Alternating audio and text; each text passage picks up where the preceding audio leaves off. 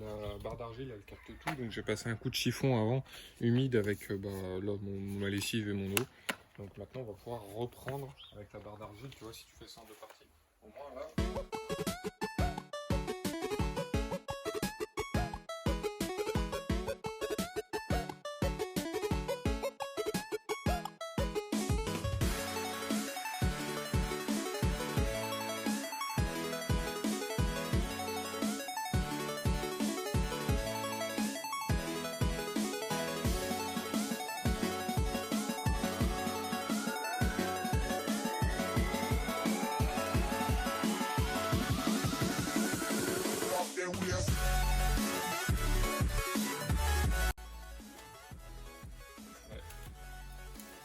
Mine de rien, on a quand même quelques petits pigments. J'avais décontaminé, j'avais tout fait.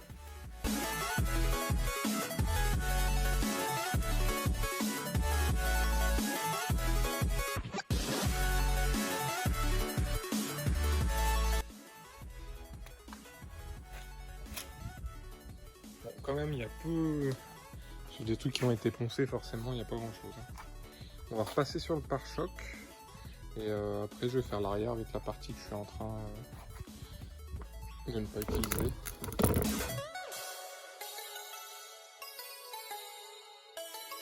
Holy shit! On capte des choses. Là, on capte des choses.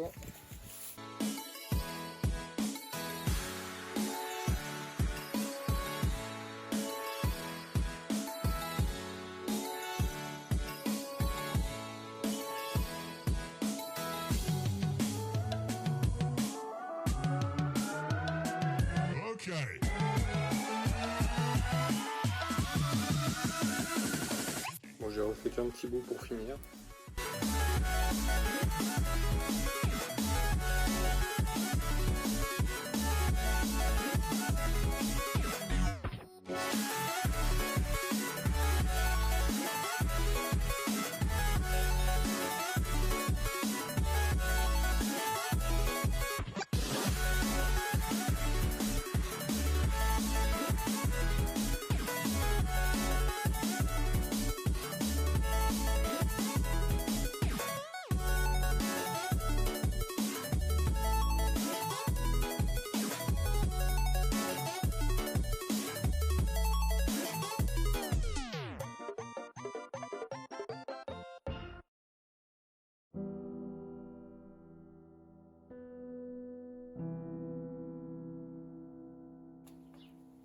Oh putain, c'est incroyable, il est fini aussi.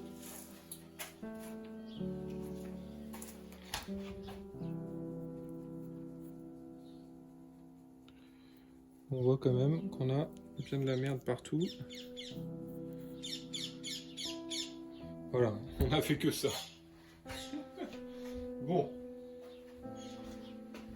Ouais, c'est un peu miracle comme produit quand même. Alors.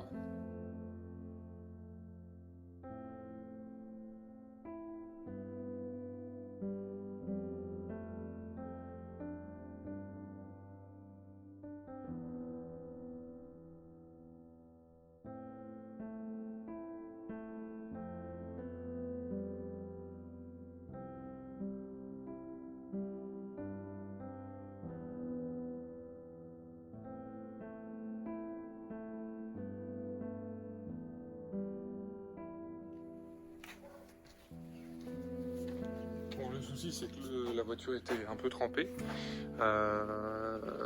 J'aurais dû la laisser goûter peut-être un petit peu 5-10 minutes avant de faire ça. Mais on verra. Et en fait l'objectif là, sur une voiture blanche ça se voit bien. Sur une voiture rouge ça se voit presque pas du tout en fait. On va essayer de trouver des coulures de décontamination. Donc c'est des coulures rouges normalement. Donc on va plutôt trouver en bas de la carrosserie. Tiens, bah, regarde. Quand on parle du loup. Voilà, donc ça c'est incroyable. Ce qu'on met sur les jantes, donc ça faut bien laisser agir. Là, c'était pour vous montrer, vous voyez, là, l'eau elle n'est pas maintenue. Il y a des gouttelettes, bon ça c'est normal. elle n'est pas restée sur la carrosserie. On est à l'ombre, hein, depuis tout à l'heure, la voiture elle a la même température des deux côtés. Et là, l'eau a stagné. Voilà. Parce que ici, de ce côté-là, j'ai fait un bon polish. J'ai testé. Donc on voit bien la délimitation où je me suis arrêté là. Et puis après, voilà, j'ai fait tout là. J'ai pas fait en bas, tu vois, j'ai pas fait en bas, ça se voit. Parce que l'eau est conservée un peu sur la carrosserie parce que il y a trop de contaminants pour moi. Donc j'ai pas envie de faire de merde et donc là voilà, l'eau elle va être fluide là-dessus. Donc l'objectif c'est de faire ça et de passer une céramique après partout. Donc avant tout, on va prendre ceci pour éponger le toit et retirer tout ce qu'il faut pour que ce soit là. Tout ce qu'il faut pas que ce soit là, c'est vachement français ça. Voilà, tac. Hop là.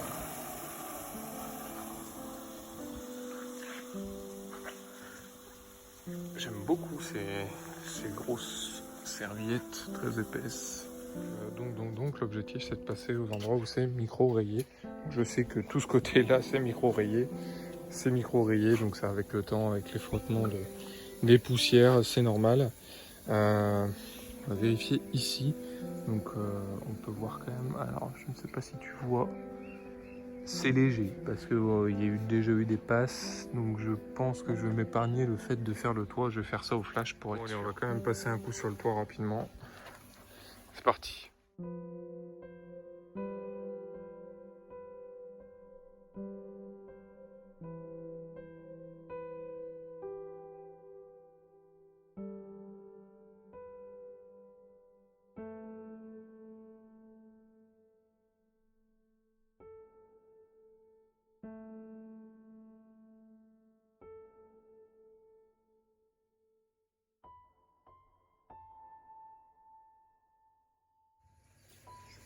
On a l'alcool isopropylique. Donc alcool isopropylique, j'ai demandé à un expert connaisseur en chimie. Donc tu peux prendre un alcool fort. Bon, alcool à brûler, c'est pas forcément le mieux, mais en fait, il faut qu'il y ait de l'acide chlorhydrique, c'est ce que j'ai compris avec. Voilà, tu te démerdes. Mais voilà, c'est alcool isopropylique.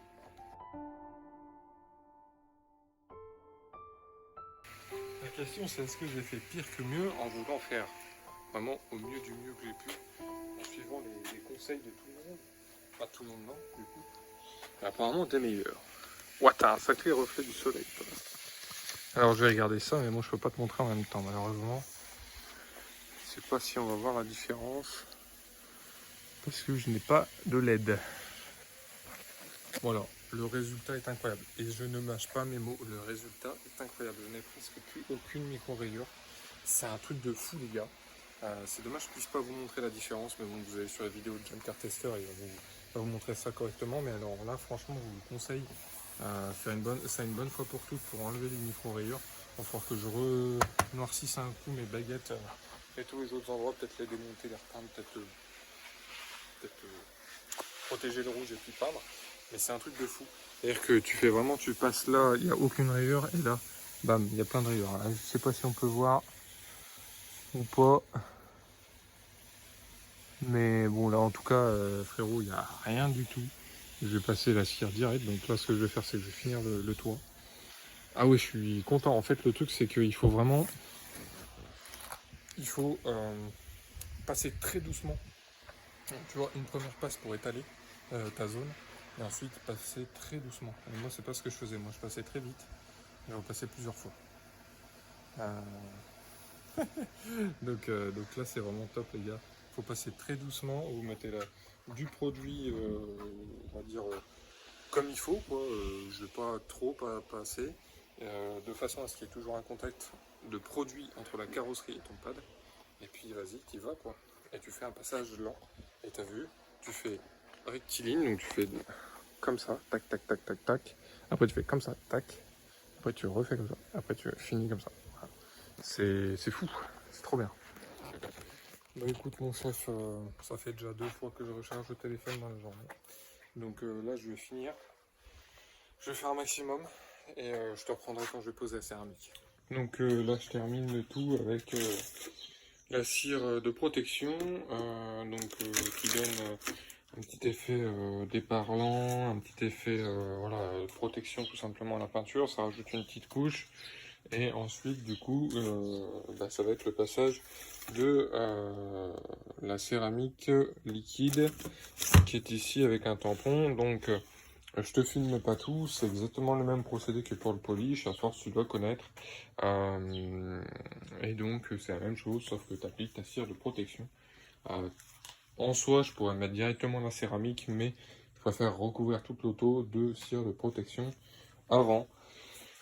Style d'en avoir une bonne couche dessus, qu'elle soit bien protégée tout simplement. Voilà. Donc, tu vas pas voir grand chose, mais voilà. Elle est très très propre, normalement avec un très bon effet de cire, etc. Donc, les étapes, ça va être de bien passer un coup de nettoyant, donc d'alcool isopropylique partout. Je vais faire ça et ensuite l'objectif ça va être de passer la céramique. Donc on va faire déjà un passage aux endroits les plus faciles, donc le capot et puis les ailes avant. Voir, je vais regarder la vidéo de John Cartester pour bien faire ça et puis j'enchaîne. Voilà. Donc on passe à la céramique liquide. Je ne sais pas si tu me vois. Je suis pas bien cadré.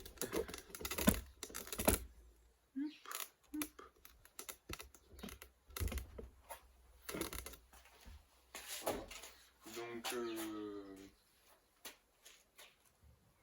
ça, bon, j'ai mis un gant parce que je commence à me dire faudra peut-être vraiment que je protège mes mains de tous les produits que j'utilise pour la carrosserie, parce que bon, ma main c'est pas de la carrosserie. Donc rien de bien compliqué ici. On prend un petit tampon. Bon, après je pense que ça peut s'appliquer avec n'importe quoi, mais un tampon c'est pas mal. J'avais eu un tampon avec je sais plus quoi, donc si tu veux, j'utilise le tampon de mes doigts. Voilà, donc là il est complètement imbibé de produits. Alors je vais en mettre un peu quand même pour faire tout le toit. Par contre avec des tout petits bancs de jambes comme ça c'est vraiment pas évident de tenir le truc. Donc ouais, la voiture est là extrêmement clean, extrêmement propre. Alors là tu vois peut-être les traces d'eau, mais ouais, j'ai jeté ça comme un mal propre. Donc apparemment il n'y a vraiment pas de... On s'en fout de comment c'est passé, hein. Tant que tu étales pas ça avec de la poussière, on va juste essayer de passer partout en fait.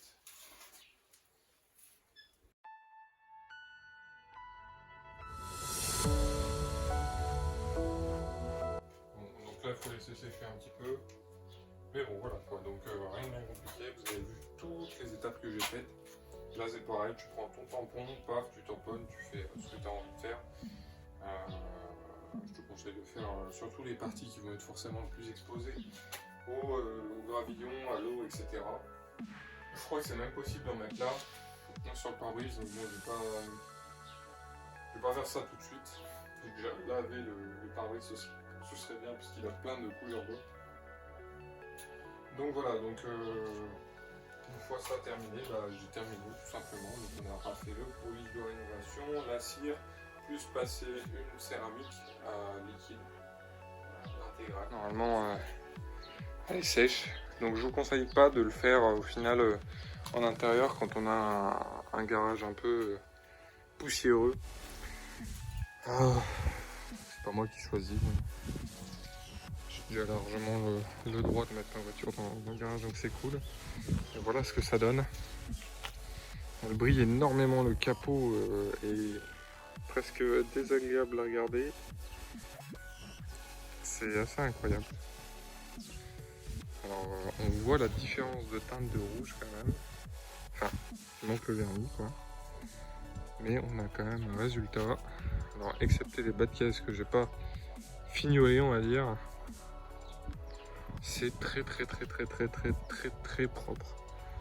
On a presque plus de micro-rayures. Il y a encore des rayures importantes de présentes. Mais voilà quoi, c'est plutôt pas mal du tout. Alors sur le toit, je suis un peu déçu du résultat. Parce que j'ai l'impression qu'il y a encore des imperfections. Voilà quoi, c'est pas mal du tout. Il y a, voilà, là on se voit bien dedans quoi. Et tu peux remarquer avec le reflet du soleil que il n'y a pas vraiment de micro-rayures ultra présentes. Ah, toujours un peu, hein. Ouais. Toujours un peu quand même, au final. Alors de ce côté-là, ça m'étonnerait pas qu'il y en ait.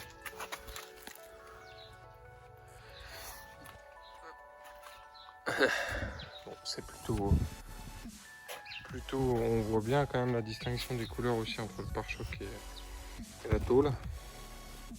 Les pare-chocs sont en plastique hein, sur la Civic. C'est un travail d'amateur, mais voilà, c'est très lisse. Enfin, je remarcisse un peu tout ça.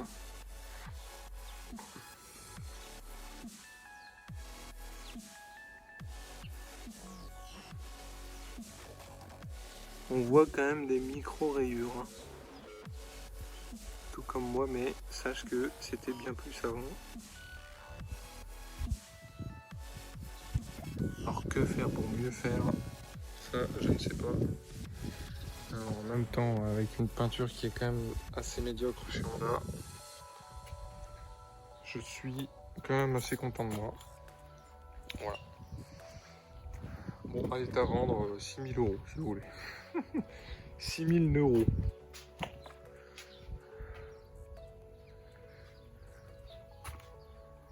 On verra ce qu'il dit sur le pare-choc avant.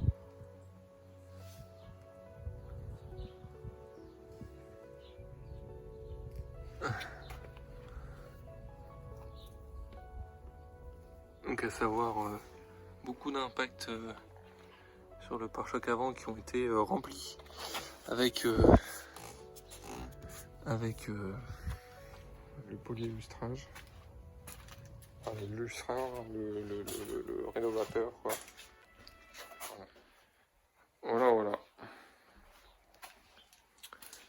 Intéressant. Donc je vais vous mettre la liste complète des choses que j'ai faites. Donc je vais résumer. Hein. On a un nettoyage complet, un double shampoing. On a donc au passage, je suis passé avec les pinceaux aussi. Des contaminations complètes de la voiture. On a ensuite, alors avant ça, on avait la barre d'argile aussi que j'ai passé partout. Bon, excepté à des endroits où je suis pas passé un lustrage derrière. Ensuite, le lustrage de rénovation des rayures, tout simplement, rénovation. Et puis après, la cire de protection et ensuite la céramique. Voilà. Donc ça fait beaucoup de travail. Hein. Quand même, si tu as un garage propre à l'ombre, sans poussière, eh ben, tu peux y avoir pour une journée, ça se fait. Mais sinon, c'est très long, parce qu'il faut attendre d'avoir de l'ombre en fait, pour travailler. Donc les rageux qui vont me dire que oui, ils font aussi bien avec un lavage seul, je leur dirais oui, si tu veux. Un seul lavage serait suffi pour qu'elle soit propre. Mais au niveau des micro-rayures, elle a quand même été bien traitée. Je connais cette auto et je peux te dire qu'il y en avait beaucoup. Je suis pas encore très satisfait du travail que j'ai fait au niveau des micro-rayures. Malheureusement. Après, on a toujours l'effet déperlant qui est sympa.